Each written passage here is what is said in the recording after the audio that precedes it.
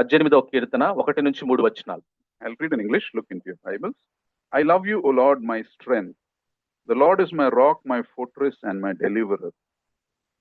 He is my rock in whom I take refuge.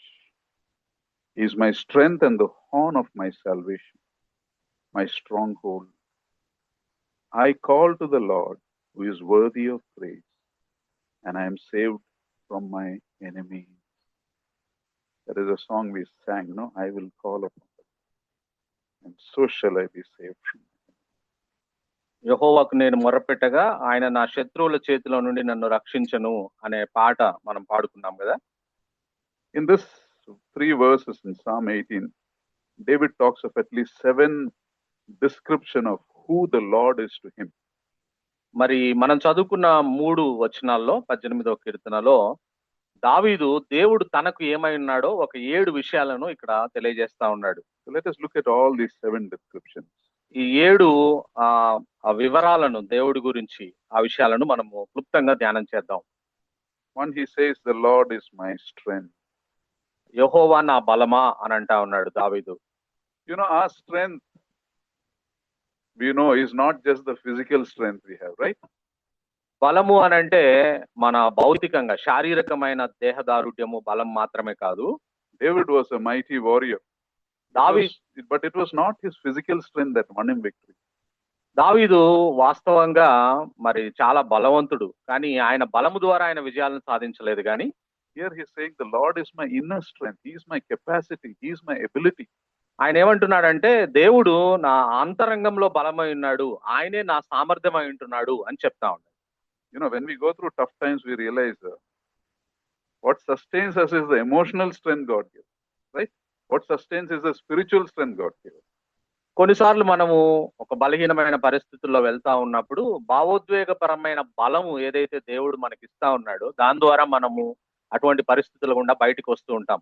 You know, and many times it has been our experience that it's when our energy is completely spent and when we think we have no strength left, that when we get God's strength and we overcome. చాలా సార్లు ఇక నాకు శారీరకంగా మరి ఇటువంటి పరిస్థితిని ఎదుర్కొనే సామర్థ్యం లేదు, నేను ఉడికిపోయాను అని అనుకున్న పరిస్థితుల్లో ఇటువంటి గొప్ప బలాన్ని దేవుడు మనకు అంతరంగంలో దయచేస్తూ మనల్ని బలపరుస్తున్నాడు.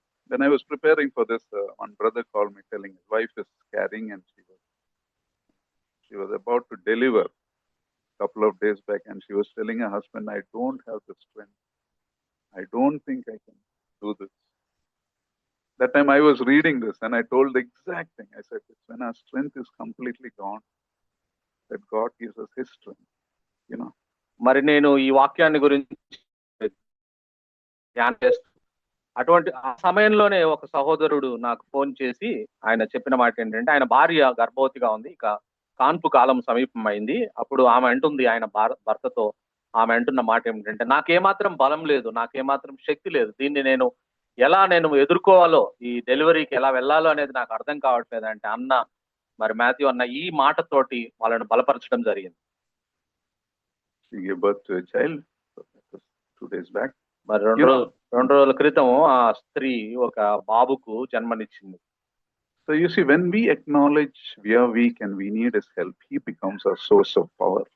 మనము బలహీనమైపోయి ఆయన బలం కోసం మనం ఎదురు చూసినప్పుడు, ఆయన బలాన్ని మనం ఆశ్రయించినప్పుడు ఆయన మన బలమై ఉండే గొప్ప దేవుణ్ణి మనం కలిగి ఉన్నాం. Have you experienced this in your life? ఈ అనుభవం ఆయన మనకు బలంగా కలిగి ఉండే అనుభవాన్ని మీరు కలిగి ఉన్నారా? Let us remember those times and worship him. ఆ సమయాలను మనం జ్ఞాపకం చేసుకుని మన దేవుణ్ణి ఆరాధన చేద్దాం. The second is my rock. రెండవది ఆయన నా శైలము అని అంటా ఉన్నాడు. Rock in Hebrew is a word called Selah. It is not a rock, it is a massive cliff, you know, immovable cliff kind of. మరి శిల అంటే ఒక పెద్ద పర్వతం లాంటిది, అంటే అది కదల్చబడకుండా గట్టిగా ఉంటుంది, పెద్దది.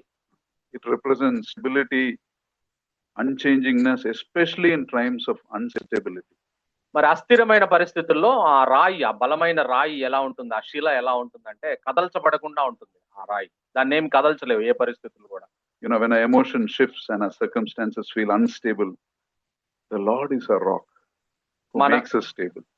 మన పరిస్థితులు కదల్చబడుతూ ఉన్నప్పుడు, భావోద్వేగ పరంగా మనం హెచ్చు తగ్గులో ఉంటూ ఉన్నప్పుడు మనకు ఆయన ఈ రాయిగా, బలమైన రాయిగా ఉండి మనల్ని కాపాడుతూ ఉన్నాడు. You see, people who have gone through earthquakes, there are a lot of people who have died. If they survive that, they will live many weeks or months in a fear that the earth is shaking below them. What will happen if my earth shakes below my feet? You know, they live with that fear. Those who experience that fear, the Lord is saying, He is the earth beneath your feet. He is the rock beneath your feet. He will protect you from harm. కాబట్టి ఒక ఈ భూకంప ప్రభావిత ప్రాంతాల్లో నివసించే ప్రజలు ఎప్పుడు తమ పాదం కింద భూమి కదులుతుందా అన్న భయంతో బ్రతుకుతా ఉంటారు. భూకంపం వచ్చిన తర్వాత కూడా చాలా నెలల పాటు, వారాల పాటు తమ కాళ్ళ కింద భూమి కదులుతున్నట్టుగా అనిపిస్తూ ఉంటుంది. వాళ్ళు భయపడతా ఉంటారు. వాళ్ళు అటువంటి పరిస్థితుల్లో, అటువంటి భయం కలిగించే పరిస్థితుల్లో మన దేవుడు మనకు గొప్ప శైలముగా, ఆయన ఒక రాయిగా మనకు ఉన్నాడు అనే విషయాన్ని మనం జ్ఞాపకం చేసుకుని ఆయన ఆరాధించాలి. The third is, He is my fortress. మూడవది ఆయన చెప్తున్న మాట ఏమిటంటే, దావీదు గారు ఆయన నా కోట అంటున్నాడు. Fortress is something that is made for defense and protection. మరి కోట అంటే ఏమిటనంటే, మరి శత్రు దాడిని ఎదుర్కోవడానికి, అంత మాత్రమే కాదు, కాచుకోవడానికి, మరి ఒక బలమైన ప్రదేశంలో సురక్షితంగా ఉండడానికి కోట మనకు ఉపయోగపడుతుంది. To call the Lord as a fortress is to recognize that He is my safe place which the enemy cannot penetrate.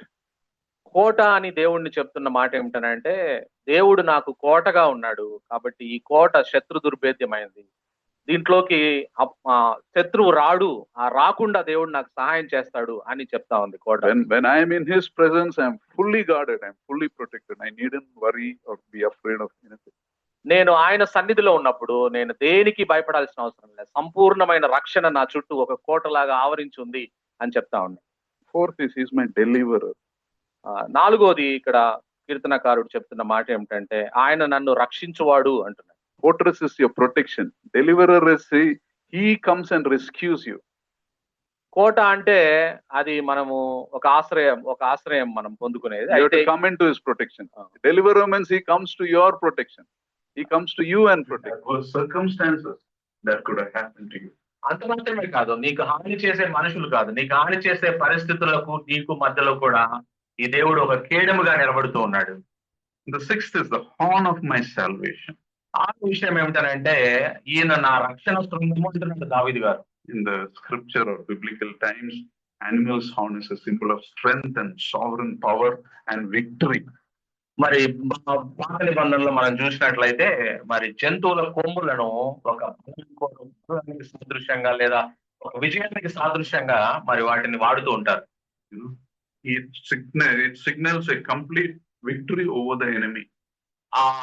దాంతో మనము ఆ శృంగము, రక్షణ శృంగము ఏం చేస్తుందనంటే, ఆ శృంగ ధ్వని శత్రువు మీద సంపూర్ణ విజయం నేను పొందుకున్నాను అనే విషయాన్ని సూచిస్తుంది. You know, calling the Lord a horn of our salvation is celebrating His absolute victory over sin in our life, over death, and every brokenness in our life. శృంగము దేనికి సూచిస్తా ఉందంటే, యేసు ప్రభు ద్వారా మనం పాపం మీద జయం పొందుకున్నాం, సంపూర్ణమైన జయము. మరి పరిస్థితుల మీద, మరి కష్ట సమయాల్లో వీటిలో సంపూర్ణ విజయాన్ని మనం పొందుకున్నాం, మరణం మీద సంపూర్ణ విజయాన్ని పొందుకున్నాం అనేది రక్షణ శృంగం తెలియజేస్తా ఉంది. And the seventh and the last one I want to say is stronghold. He is my stronghold. ఏడవది, చివరిది దావీదు చెప్తున్న మాట ఏమిటంటే, నా ఉన్నత దుర్గము నా దేవుడు అంటున్నాడు. Stronghold is usually an elevated place. It is a high tower. ఉన్నత దుర్గము అంటే ఏమిటనంటే, భూమి మీద నుంచి కొంత ఎత్తులో, కొండ ప్రదేశంలోనూ ఎత్తైన ప్రదేశంలో ఉంటుంది. You know, the thought is above the reach of danger. దాని అర్థం ఏంటంటే, అది ఎత్తుగా ఉంటది కాబట్టి ప్రమాదం నుంచి మరి రక్షించబడతాం అనే విషయం అర్థం చేస్తాం. Jericho was a stronghold that hadn't been conquered for about 2000 years before the Israelites conquered by God's power.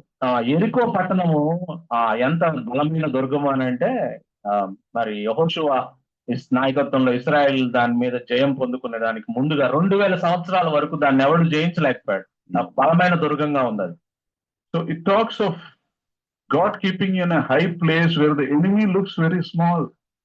అంటే దేవుడు మనల్ని ఎత్తైన ప్రదేశంలో ఉంచుతాడు, శత్రువు పైనుంచి మనం చూసినప్పుడు చాలా చిన్నగా కనపడతాడు. Worshipping the Lord in your anxieties means you're making your anxieties look very small because you know your God is so big.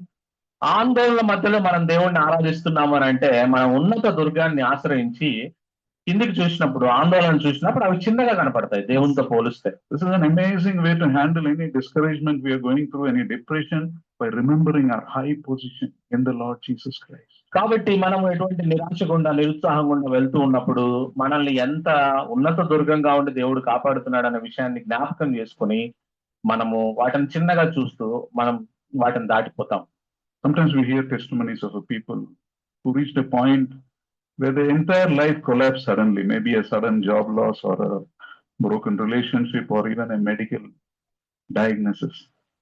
కొన్నిసార్లు కొంతమంది జీవితాల్లో అకస్మాత్తుగా కొన్ని సంభవిస్తూ ఉంటాయి. ఒకవేళ వాళ్ళ సంబంధ బాంధవ్యాల్లో భారీ మార్పులు రావడం కానీ, ఉద్యోగం కోల్పోవడం కానీ, లేదా మరి వైద్య పరీక్షలకు వెళ్ళినప్పుడు ఒక అనారోగ్య మరణకరమైన రోగం ఉందనే విషయం తెలియబడ్డం కానీ, ఇటువంటి పరిస్థితుల్లో వారు వెళ్తూ ఉంటారు. Many believers have said at that time they felt a total loss of balance, where nothing feels safe. It's like a vertigo. Everything looks, shaky. అటువంటి పరిస్థితుల్లో విశ్వాసులు చెప్పిన మాట ఏమిటనంటే, మేము ఒక తల తిరిగినట్టుగా మాకు అనిపిస్తుంది, మొత్తం కదల్చబడినట్టుగా అనిపిస్తుంది, మేము కదల్చబడినట్టుగా మేము అటువంటి సమయాల్లో మేము ఆలోచించాము అని చెప్తారు. And after many weeks, after they go through that experience, many of them shared like this. Everything was not solved in my life, but suddenly I felt stable. When everything was shaking around me, I felt stable. మరి ప్రతిదీ ఆ తర్వాత వారు చెప్పిన మాట ఏమిటంటే, మరి నా చుట్టూ నుండి కదల్చబడుతున్న పరిస్థితుల్లో నేను మాత్రం స్థిరంగా ఉన్నట్టుగా నేను భావించాను అని చెప్తా. I felt I was standing on a rock. నేను ఒక storm couldn't touch. ఒక శిల మీద నేను నిలబడ్డట్టుగా, ఒక రాయి మీద, బలమైన రాయి మీద నిలబడ్డట్టుగా, తుఫాన్లు నన్ను తాకినట్టుగా అనిపించాయి అని చెప్తారు. This is what the believer discovers when he goes through the storm in life. God is not just a concept you read in the Bible, but he is really a rock. He is really a stronghold.